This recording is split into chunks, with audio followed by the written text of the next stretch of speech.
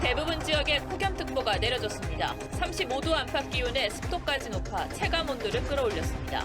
더위를 피해 떠난 바다와 계곡에서는 물놀이 사고가 잇따랐습니다. 정부가 침묵 논란이 있는 독립유공자의 공적을 재검증해 가짜 유공자를 걸러내고 서훈을 박탈하기로 했습니다. 손혜원 전 의원의 부친과 고 김원흥 전 광복회장 부모가 재검토 대상에 오른 것으로 알려졌습니다. 수능 시험의 EBS 연기율은 50%로 유지하되 연계 체감도는 높이기로 했습니다. 출제 당국이 세부 계획을 발표했는데 어떻게 달라지는지 자세히 짚어봅니다. 경남 거제에서 생후 5일 된 아기를 살해하고 유기한 부부가 구속됐습니다. 대전에서 아기를 방치해 숨지게 한 혐의로 체포된 20대 친모는 혐의를 인정했습니다.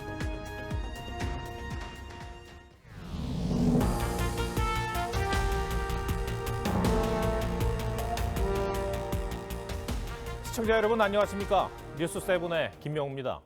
땀이 줄줄 흐르는 날이 이틀째 계속됐습니다. 이런 더위다 보니 계곡과 산 정상에는 피서객들로 붐볐고 실내 쇼핑몰과 영화관에도 많은 분들이 찾았습니다.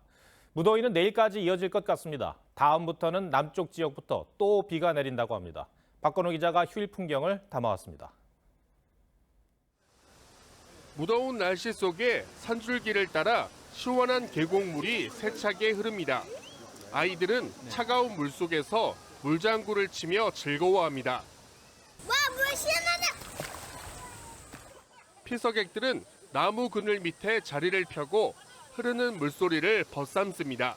지금도 좀 덥긴 한데 이제 발을 담그면 엄청 시원하더라고요. 산 전망대에 올라 시원한 산들바람을 만끽하는 나들이객도 있었습니다. 손을 내밀어 봤는데 공기 자체가 손 사이로 시원하게 해서 또 뭐 사방이 다 트여져 있어서 너무 상쾌하고. 불볕 더위에 지친 시민들은 더위를 피해 실내 쇼핑몰과 영화관을 찾았습니다. 밖에가 요즘 너무 더워서 실내 쪽에 데이트하려고 영화도 보고 하면서. 오늘 전국 대부분 지역은 어제에 이어 폭염특보가 발효됐습니다. 경북 경주가 낮 최고 기온이 33.9도까지 치솟은 가운데 곳곳이 30도를 웃돌았습니다. 기상청은 내일까지 폭염이 이어지는 가운데 남해안과 제주도를 중심으로 비가 내리고 모레는 전국 대부분 지역에 비가 내리겠다고 예보했습니다. TV조선 박건우입니다. 안타까운 물놀이 사고도 이어졌습니다. 가평에선 계곡에 놀러 왔다가 물에 빠진 일행을 구하려던 30대 남성이, 울산에서는 초등학생의 잃어버린 물안경을 찾아주려던 안전요원이 숨졌습니다. 권영석 기자가 취재했습니다. 경기도 가평 계곡에 물살이 거셉니다. 이곳에서 남녀 3명이 물에 빠졌다는 신고가 접수된 건 어제 오후 2시쯤입니다. 물놀이하던 30대 여성이 먼저 빠졌고 일행인 남성 2명이 물에 빠진 여성을 구하려다 사고가 난 겁니다. 이곳 사고 현장은 물살이 빠르고 깊은 웅덩이도 있습니다.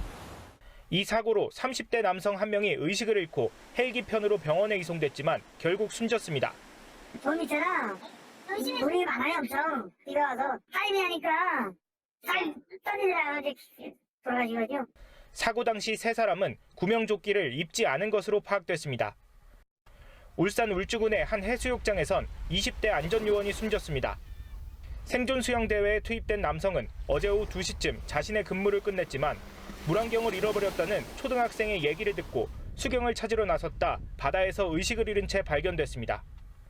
체험한 애들은 활동이 끝나고 다 나왔어요. 이제 복귀하는 과정에서 이제 그렇게 됩니다. 숨진 남성은 안전관리요원 자격증 보유자로 사고 당시 구명조끼도 착용한 것으로 알려졌습니다. 해경은 정확한 사망 원인을 확인하기 위해 국립과학수사연구원에 부검을 의뢰할 예정입니다. TV조선 권영석입니다. 윤석열 대통령이 통일부를 향해 지금까지와는 다른 역할을 할 것을 강력하게 주문했습니다. 북한 지원부는 안 된다는 말에서 어떤 의미인지 짐작이 갑니다. 앞으로 대북 통일 정책에 큰 변화가 예상되는데 한국과 미국의 군사적 움직임에도 과거와는 다른 모습을 볼 수 있습니다. 윤동빈 기자가 보도합니다.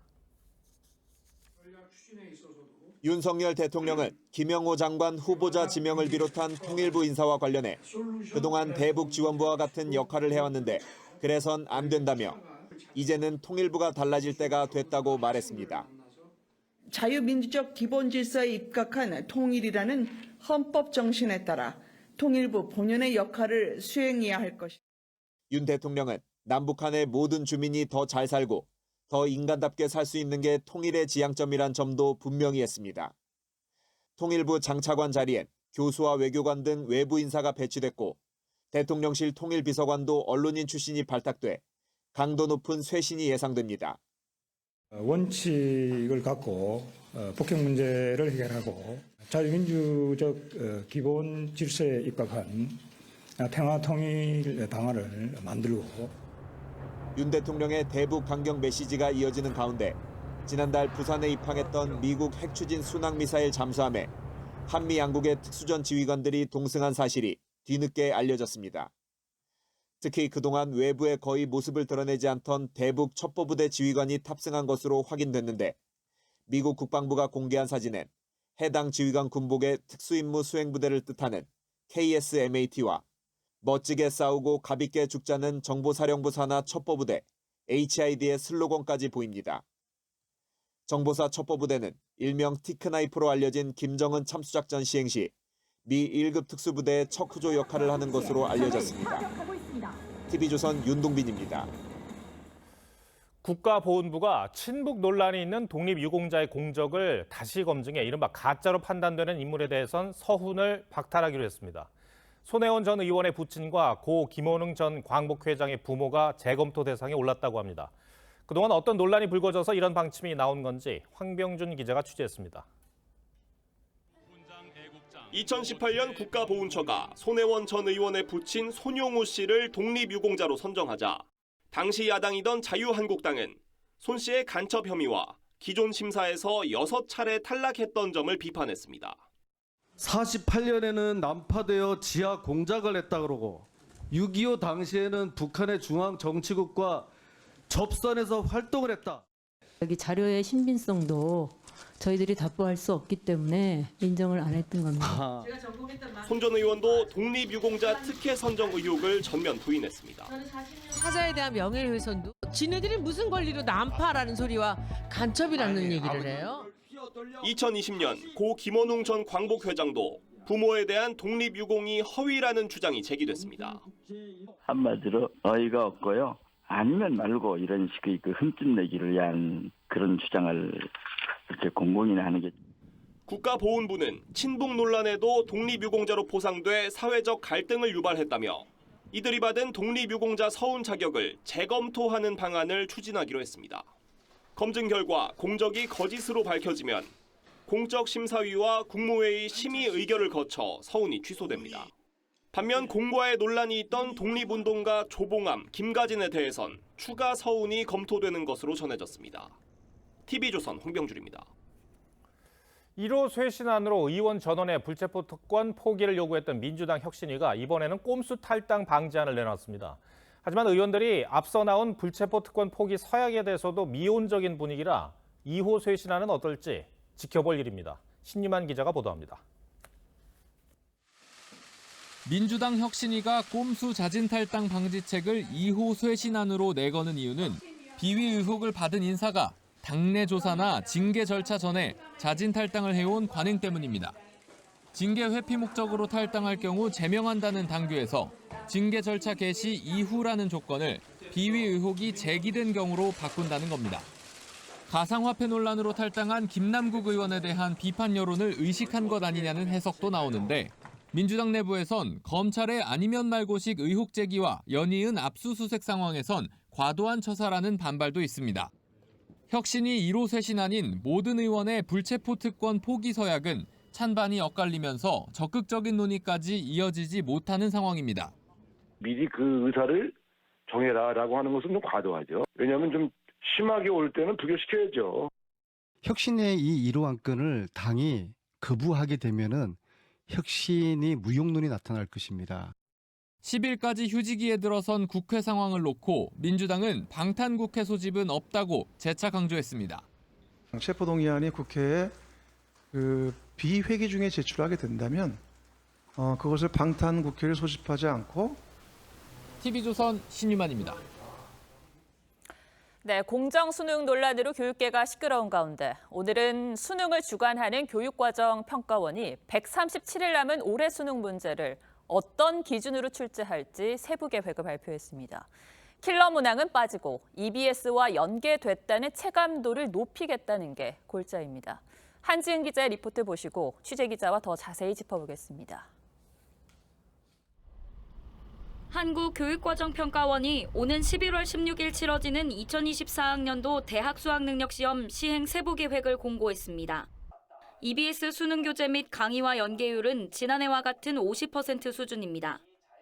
평가원은 연계 교재에 포함된 도표와 그림, 지문 등을 활용해 연계 체감도를 높일 예정이라고 밝혔습니다.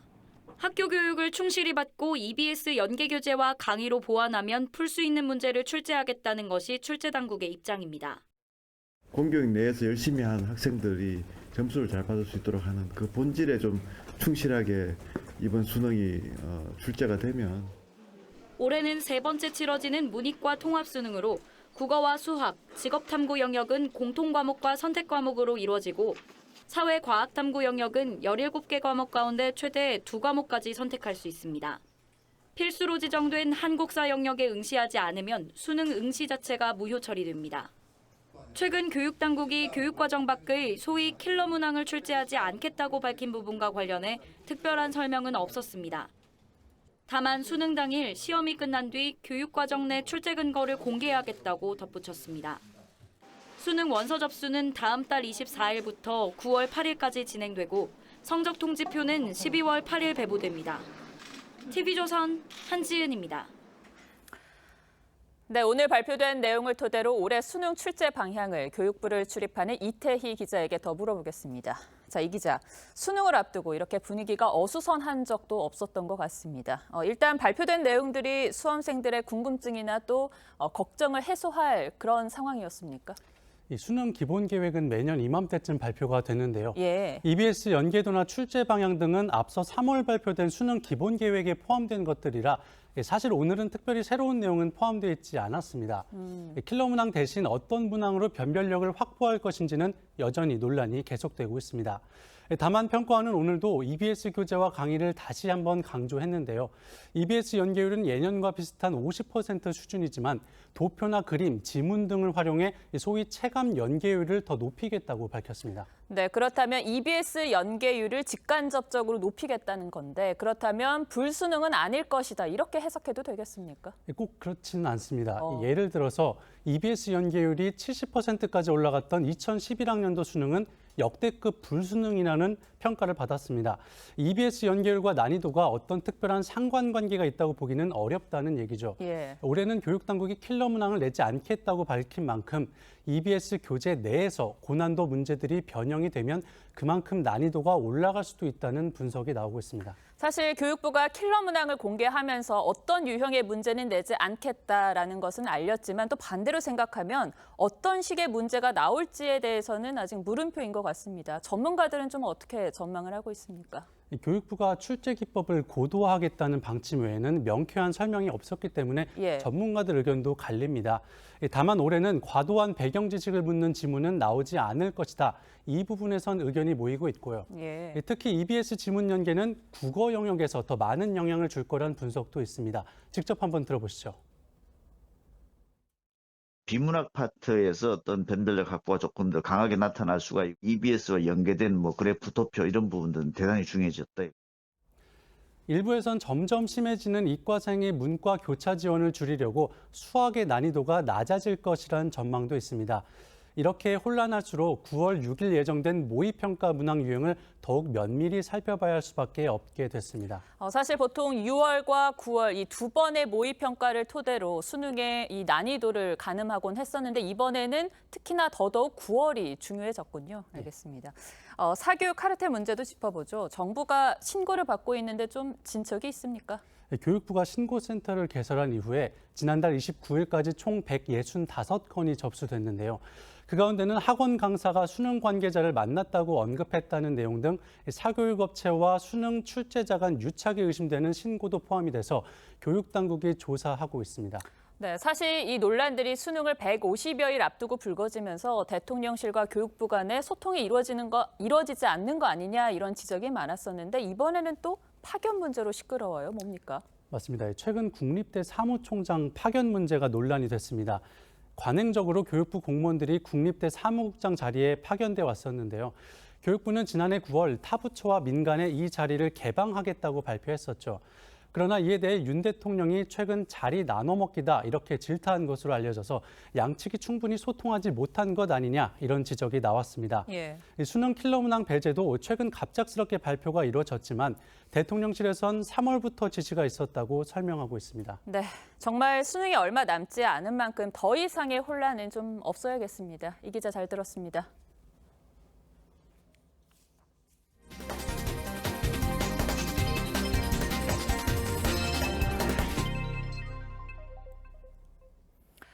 네, 이름 없이 떠난 아기들의 수사 소식들이 계속 이어지고 있습니다. 경남 거제에서 태어난 지 5일 된 아기를 살해해 암매장한 혐의를 받는 부부가 구속됐습니다.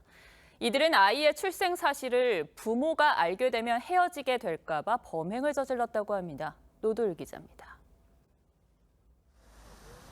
자신들이 낳은 아이를 거제의 한 야산에 묻었다고 진술한 부부가 오늘 구속됐습니다. 이들은 지난해 9월 자택에서 생후 5일 된 아들을 목 졸라 숨지게 한 혐의를 받습니다. 처음엔 아이가 숨져 있어 시신을 인근 야산에 묻었다고 말했지만 추가 수사 과정에서 아이를 살해한 게 맞다고 진술했습니다. 이들 부부는 경제적 여유가 없는 데다 출생 신고를 하면 부모들이 반대해 헤어질까 두려워 범행을 저지른 것으로 조사됐습니다. 여자 집에서 알게 되는데 둘이 이제 동거하고 있잖아요. 사실혼 관계로. 둘이가 헤어지게 된다. 30대 친모 A씨는 출산 기록이 3차례 더 있는 것으로 파악됐는데 첫째와 셋째는 해외와 국내로 입양됐고 둘째는 친정에서 키우고 있는 것으로 전해졌습니다. 4년 전 대전에서 사흘간 아기를 방치해 숨지게 한 혐의를 받는 20대 친모 B씨도 오늘 구속됐습니다. B씨는 구속 전 피의자 신문을 포기했는데 B씨는 체포된 것에 억울한 점이 없다며 조사 과정에서 사실대로 밝히겠다고 전했습니다. B씨는 당초 숨진 아기를 인근 야산에 묻었다고 말했다가 아기를 하천에 버렸다고 진술을 번복했습니다. 아직 구체적 범행 경위를 밝히지 않는 가운데 경찰은 진술의 신빙성을 검토하며 아이의 행방을 찾고 있습니다. TV조선 노도일입니다. 그런데 숨진 아기를 암매장한 혐의로 긴급 체포됐던 50대 여성은 어제 석방됐습니다. 공소시효가 지났기 때문입니다. 저희도 잇따라 보도하는 만큼 영아 살해와 유기 사건이 결코 일부의 일이 아닌데 처벌 수위가 너무 낮다는 지적이 나옵니다. 특히 70년 전에 만들어진 영아 살해법은 지금의 현실과 괴리가 너무 크기도 합니다. 주원진 기자가 설명하겠습니다. 2015년 아이가 숨지자 시신을 유기한 혐의로 경찰에 체포된 50대 여성. 하지만 검찰이 여성에게 적용된 사체 유기죄의 공소시효 7년이 만료됐을 가능성이 있다며 불구속 수사를 지시했습니다. 여성은 결국 체포 18시간 만에 풀려났습니다. 영아 살해와 유기가 사회적 문제로 떠올랐지만 처벌 수위를 두고 논란입니다. 특히 10년 이하의 징역으로 정해진 영아 살해법 형량을 두고 개정이 필요하다는 목소리가 나옵니다. 영아살해법은 6.25 전쟁 이후 경제적으로 궁핍한 상황에서 영아를 살해한 여성들을 선처한다는 취지로 1953년 만들어졌는데 70년 동안 한 번도 개정되지 않았습니다. 2017년 아이 시신 2구를 수년간 보관하다 붙잡힌 부산 영아살해 사건 피해자도 징역 2년을 받는 데 그쳤습니다. 정인이법 시행으로 최저 형량이 징역 7년으로 늘어난 아동학대 치사죄와 비교해서도 처벌 수위가 낮습니다. 치욕을 은폐한다는 개념이 사실상 명예살인을 인정하는 건데 영아살인죄를 적용하는 것은 사실상 사문화시켜야 되는 게 맞죠. 복지제도가 확연히 달라진 상황에서 불가피하게 아이를 살해했다는 건 더 이상 감경 요소로 인정받을 수 없다는 지적입니다. TV조선 주원진입니다. 과천 경마장 주변에는 경마가 끝나는 시간에 맞춰 이용객들을 태우려는 택시들이 줄지어 서 있습니다. 그런데 기사들이 담 앞에서 다른 기사들이 오는 건 맞고 요금은 2배 넘게 부르고 있습니다. 이렇게 부당한 영업을 하는데도 지자체들은 우리 관할이 아니라며 손을 놓고 있습니다. 박한솔 기자가 취재했습니다. 오후 6시 경마가 끝나자 이용객들이 우르르 빠져나옵니다. 경마장 앞에는 승객을 기다리는 택시가 줄지어 서 있습니다. 택시를 타려 하자 웃돈을 부르는 기사. 메타 찍고 가면 안 돼요? 메타 찍고 가려고 누가 이거야. 특수 지역이잖아요. 평촌역까지 9km, 20분 거리를 가는데 2배 넘는 요금을 요구하고 아니 10,000원밖에 안 되는 거리를 왜 25,000원 달라 그러냐 그랬더니 여기는 통상 25,000원이래요. 합승도 서슴지 않습니다. 돈 잃는 분들은 만원씩에서 합승을 해요. 기사도 좋고 손님도 좋은 게 많아요. 과천 경마장 주변은 비닐하우스와 산만 있는 지역이라 일반 택시를 찾기가 힘들어 이용객들은 택시기사들의 웃돈 요구를 들어줄 수밖에 없습니다. 택시기사들은 이곳이 아무나 들어올 수 없는 구역이라고 말합니다. 같은 안을 찾아도 못 들어와요. 기존에 있는 멤버들만 들어와요. 지자체에선 서로 단속 주체가 아니라는 입장. 경마장에서 불법 부당요금을 해서 태우고 승차하셔서 가셨다 해도 그게 과천시 관할이 아니라 경마 걸면은 과천이기 때문에 과천에서 단속해갖고 우리한테 넘어오면 모를까나. 단속 사각지대에서 승객들만 피해를 보고 있습니다. TV조선 박한솔입니다. 정부가 짠물 예산 편성을 예고했습니다. 각 부처에 내년 예산 요구서를 다시 제출하라고 전달했는데 정부 지출을 크게 줄이겠다는 의도가 담겼습니다. 내년 예산 편성 방침을 송병철 기자가 설명해드리겠습니다. 이번 정부 들어 두 번째로 열린 국가재정전략회의. 윤석열 대통령은 건전재정에 대한 강한 의지를 내비쳤습니다. 표를 의식하는 매표 복지 예산은 철저히 배격해야 됩니다. 이것이 국가와 국익과 국민을 위하는 것입니다. 기획재정부도 회의 직후에 각 부처 기획조정실장을 불러 예산 요구안을 이달 3일까지 다시 제출하라고 주문한 것으로 전해졌습니다. 이미 5월 말에 관행대로 예산 요구안을 받았지만 재정 지출을 더 줄여서 가져오라는 뜻으로 풀이됩니다. 경제 운영과 관련해서 여러 가지 폭 등은 있겠지만 재정 건전성에 관한 기조는 일관되게 가지고 갈 겁니다. 이에 따라 문재인 정부에서 8, 9%대에 달했던 지출 증가율을 3, 4%대 수준으로 묶는 짠물 예산이 될 전망입니다. 이 경우 내년 예산안 규모는 660조 원대가 될 것으로 보입니다.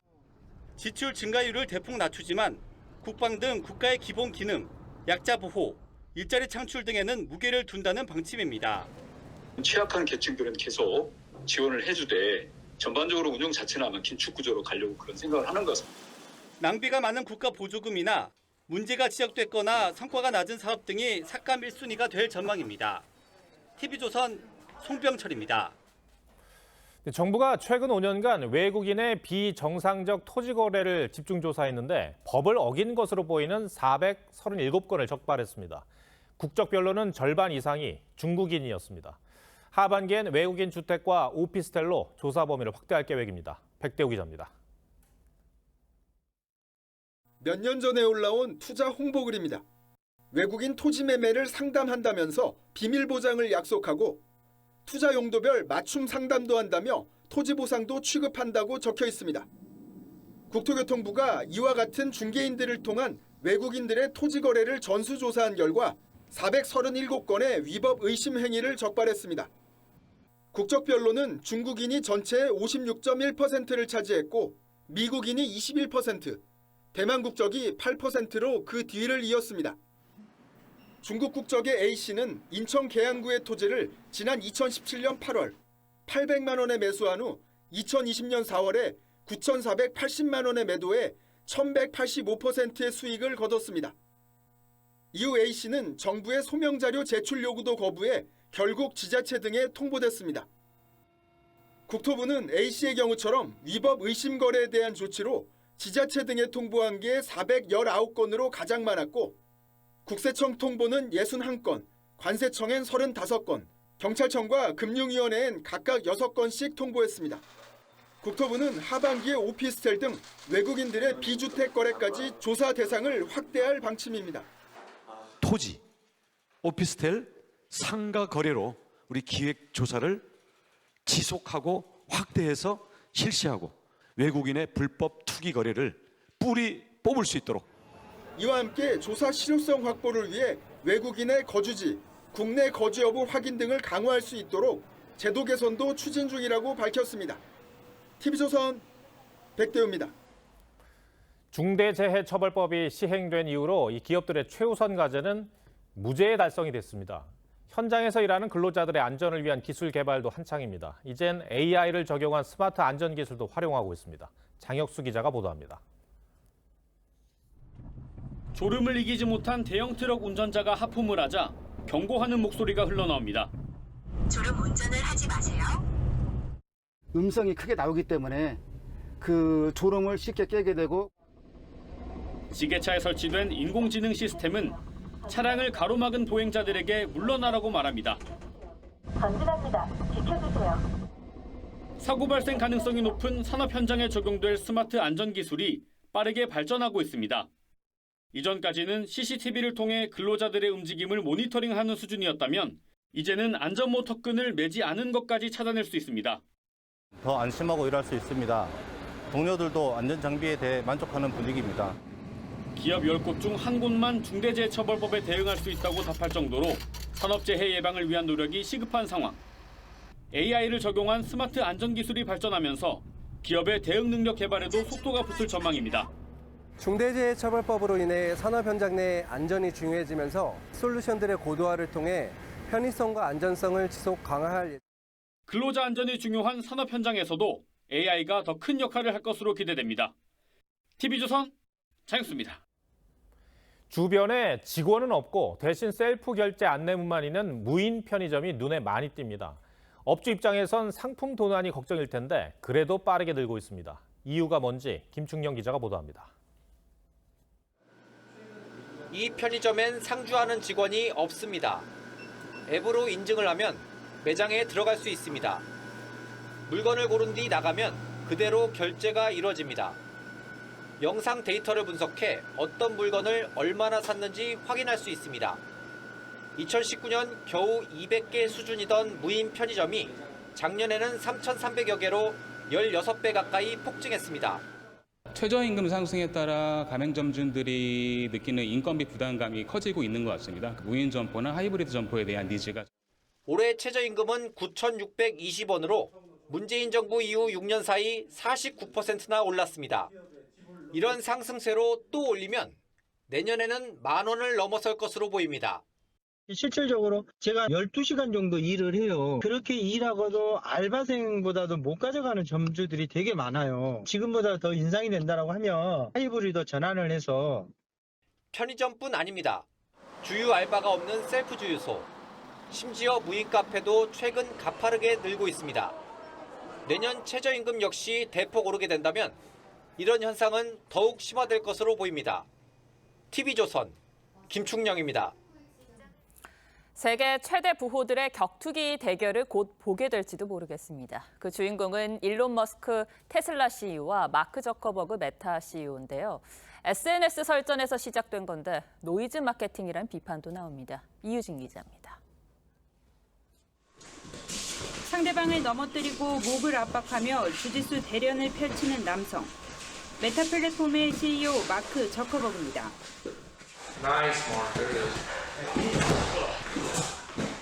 이틀 뒤엔 일론 머스크 테슬라 CEO의 훈련 모습도 공개됐습니다. 과학자이면서 무술 유단자인 렉스 프리드먼이 두 사람과 각각 대련한 모습을 SNS에 올린 겁니다. They both run large, successful, impactful companies, and so they're super busy. But I do believe there's tremendous value in them practicing martial arts. 두 부호의 수련 모습이 잇따라 공개되면서 맞대결 성사 가능성에 무게가 실립니다. 시작은 SNS 설전이었습니다. 머스크가 메타의 새 앱을 조롱하며 철창 대결을 할 준비가 돼 있다고 글을 남기자 저커버그가 장소를 보내라고 화답한 겁니다.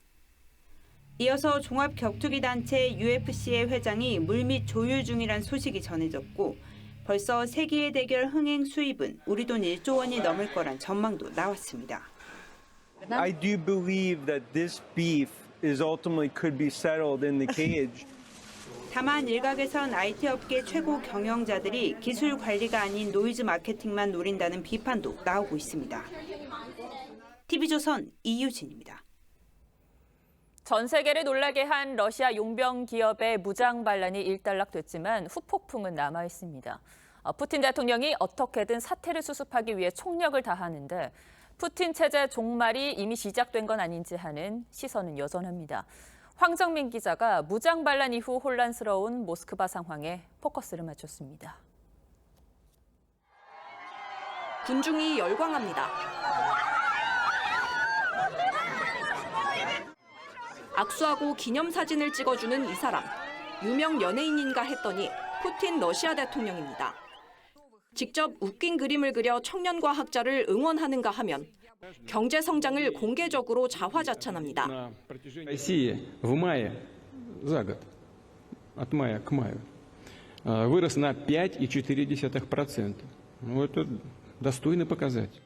폐쇄적인 행보를 이어오던 푸틴이 러시아 용병 바그너 그룹의 무장 반란 이후 외부 행사에 적극 모습을 드러내며 건재를 과시하고 있습니다. 크렘린궁은 러시아가 예전과 다름없이 푸틴을 중심으로 단결하고 있다는 메시지를 내는 데 집중했습니다. Этого делать. Россия всегда из любых передряг, а это громче, чем передрягой трудно назвать, выходила. 하지만 겉으로 드러나버린 권력층 내부 분열상은 더 심화하는 모습입니다.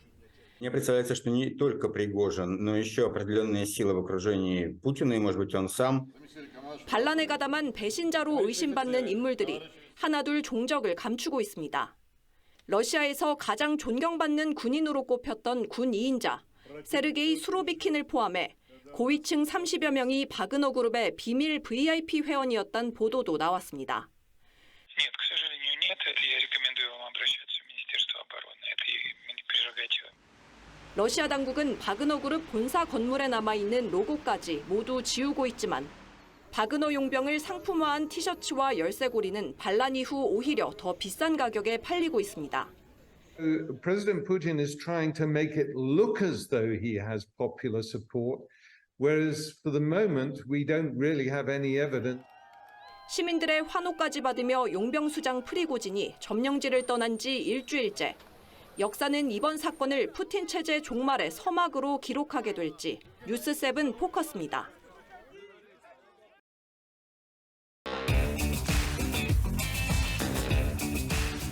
뉴스야 시작합니다. 정치부 김아림 기자 나와 있습니다. 첫 번째 물음표 볼까요? 네, 첫 번째 물음표는 KBS 수신료 분리징수 7월 시행입니다. 네.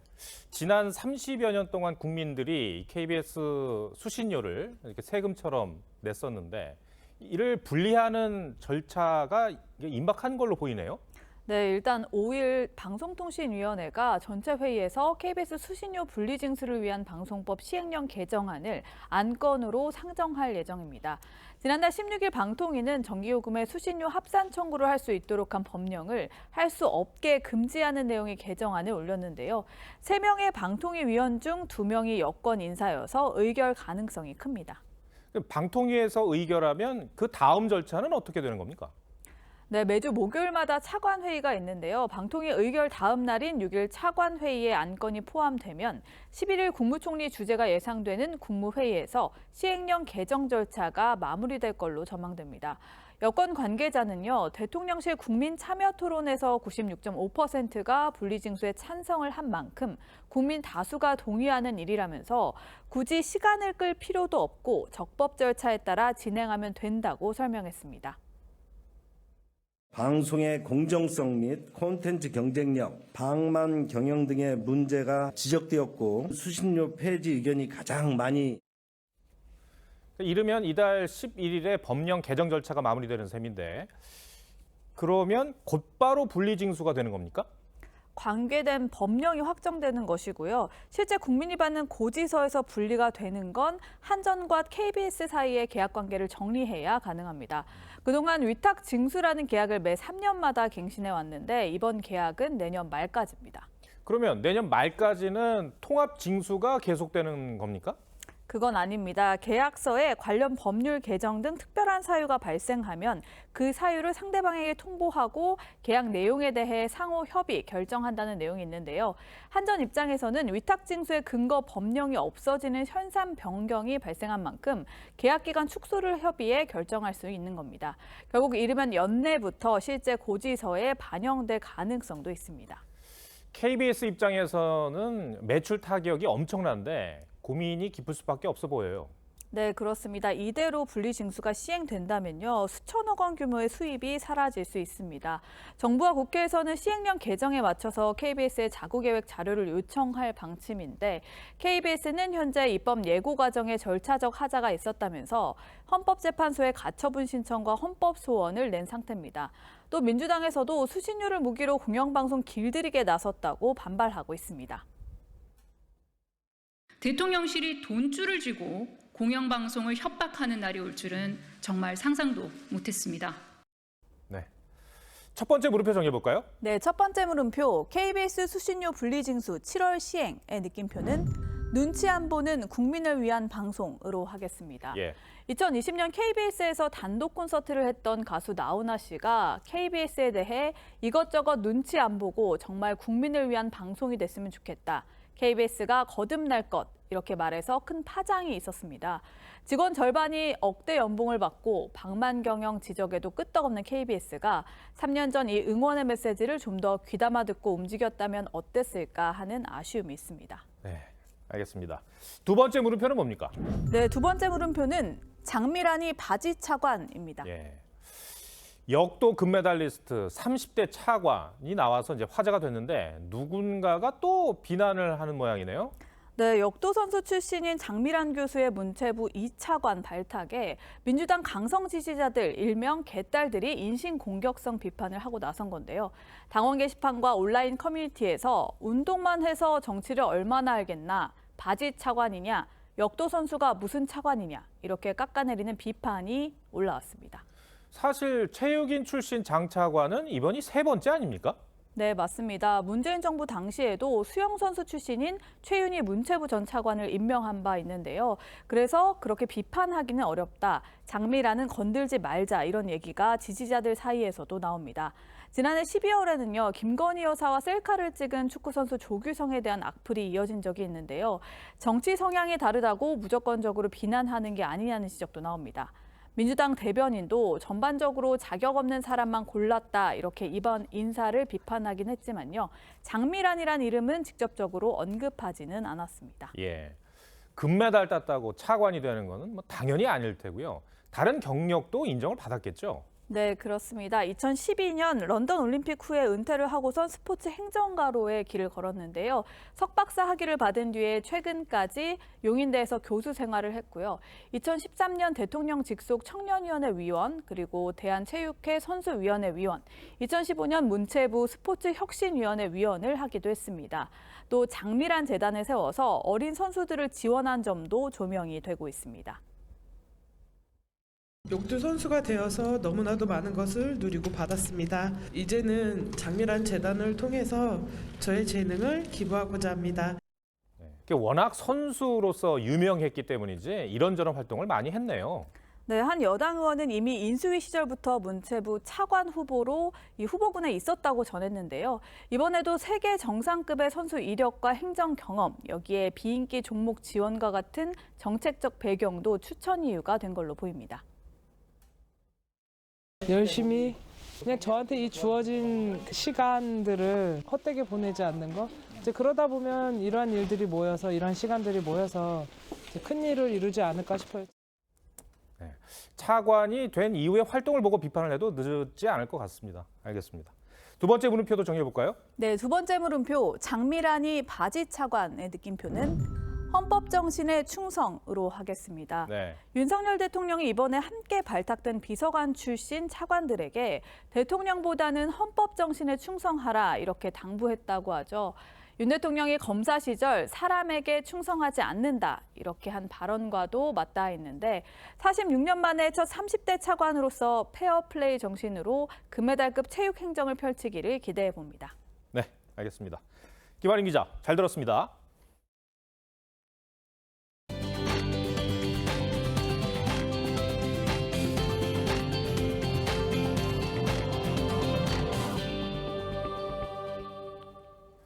네, 베토벤 최고의 전문가로 통하는 피아니스트가 한국을 찾았습니다. 베토벤 소나타 32곡 전곡을 선보이는데 벌써 60번째입니다. 그에게 베토벤은 어떤 존재인지 박소영 기자가 보도합니다. 화려하면서도 비애감이 느껴지는 선율. 템페스트로 불리는 베토벤 피아노 소나타 17번의 3악장입니다. 오스트리아 피아니스트 루돌프 부흐빈더는 어린 시절 베토벤과 사랑에 빠진 이래 일생 동안 그의 음악을 탐구해왔습니다. 전 세계를 다니며 베토벤 피아노 소나타 전곡을 연주했는데 이번이 꼭 60번째입니다. Und da war ein Upright-Klavier. Auf diesem Upright stand ein Radio und über dem Radio an der Wand war die Maske von Beethoven. Und diese Maske hat mich ein Leben lang verfolgt. Und mich fasziniert Beethoven nicht nur. 베토벤 소나타 전곡의 악보 판본 39개를 소장하고 방대한 사료도 직접 읽으며 공부할 정도지만 지금껏 한 번도 실증을 느껴본 적은 없습니다. Zum Glück gibt es keine Grenzen. 한계는 없다고. Auch die Musik ist so unendlich. Beispiel, wenn man mich fragt, ob ich einen Wunsch habe, 24 Stunden unsichtbar, wie in einer Ecke sitzen und Beethoven mit. 부와 명성에 연연하지 않고 우직하게 한 길을 걸어온 70년. 부흐빈더는 자신의 음악 인생을 크레센도에 비유했습니다. Ich weiß nicht, wie es weitergeht, aber es wird weitergehen und ich weiß nicht wohin. TV조선 박소영입니다.